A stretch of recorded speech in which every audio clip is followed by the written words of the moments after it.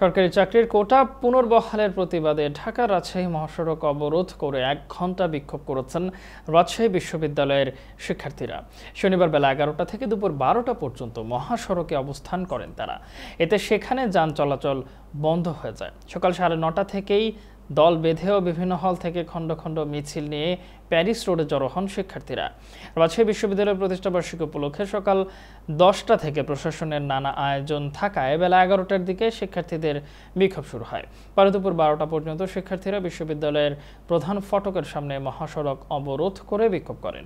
এ সময় ঢাকা রাজশাহী মহাসড়ক দিয়ে যান চলাচল বন্ধ হলে বিকল্প হিসেবে রাজশাহী বাইপাস সড়ক দিয়ে যানবাহন চলাচল করে। পরে অবরোধ শেষ করে দুপুর 12টার পর শিক্ষার্থীরা মিছিল নিয়ে কাজলা গেট হয়ে প্যারিস রোডের দিকে যান। সেখানে বেলা 1টা পর্যন্ত অবস্থান কর্মসূচি পালন করেন তারা। পরে ক্যাম্পাসের প্যারিস রোডে এসে শিক্ষার্থীরা পথনাটকে অংশ নেন। শিক্ষার্থীরা জানিয়েছেন তাদের সকল দাবি পূরণ না হওয়া পর্যন্ত এই কর্মসূচি অব্যাহত থাকবে।